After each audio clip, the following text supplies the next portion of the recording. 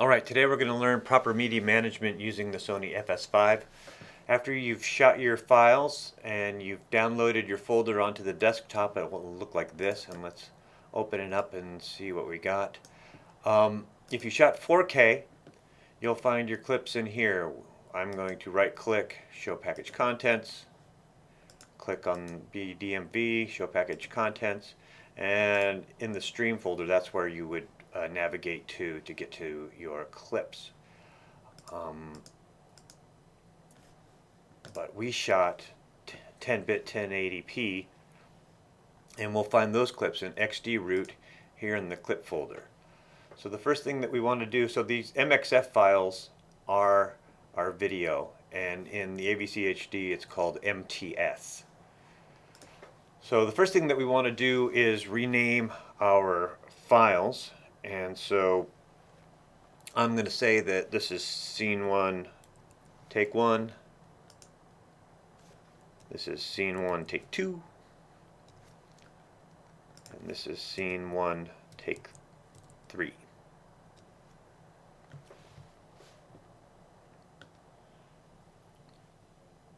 Alright, next thing we're going to do is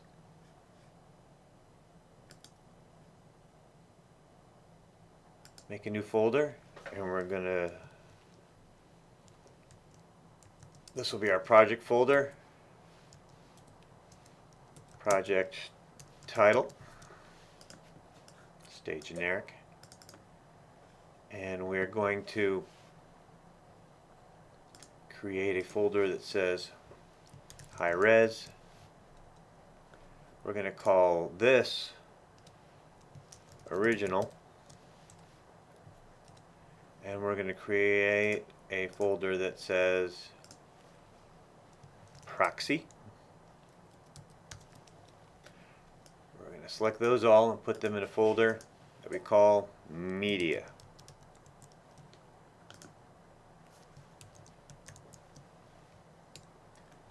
Then we're going to create a picture folder for our Premiere work, and I'm going to also create an audio folder, even though there's no audio in this project, but just so that you guys know that everything should stay inside your project folder so you can move it from drive to drive. Next thing we'll do is we will open Media Encoder, and we will add our files, and you will find them in your original.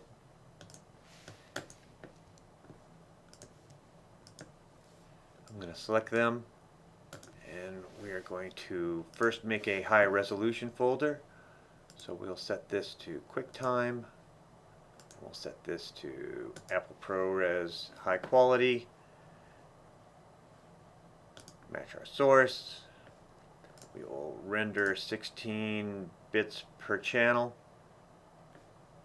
maximum render quality.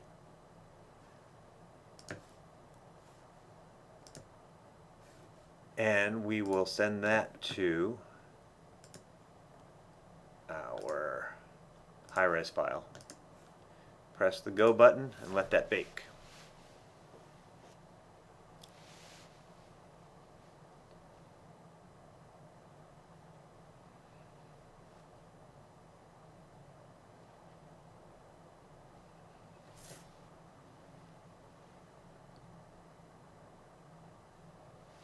So let's take a look at that. So we'll go to our original file, and I'm going to hit Command I, and we'll see that it's 56 megabytes. And then we'll go to the file we just generated, Command I, and we'll see that it's 237. So even though this is a heavier file, it's easier for the computer to process because it has all the data in every frame. The MXF file is much harder for it to process because it really only has full information every 12 frames, and it requires a lot of processing for those 11 frames in between to keep up the quality. So this is good for camera, this is good for editing. But what's going to even be better for editing is we're going to create a low-res proxy to edit with originally, and then we're going to connect back to this high resolution file. So we'll go back to Media Encoder. We'll pick this match source, low bit rate, drag it up here, and then we will go to our high res folder, select all our files and add it, and we will make sure that it's making the adaptive low bit rate. We want to go to effects and we want a name overlay, and we're going to put proxy here, and we'll put that at bottom center, and then we're going to send that to our proxy folder, and we'll bake those.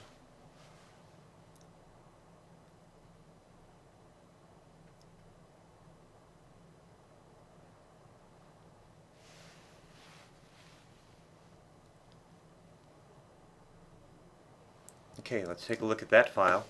So our high-res file, Command I,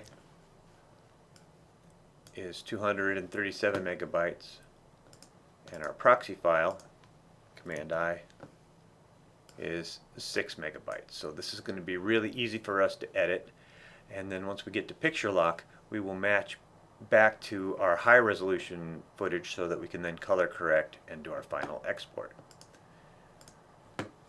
Next thing we'll do is we'll open Premiere, and we'll call it Media Management KB, and we're going to send this to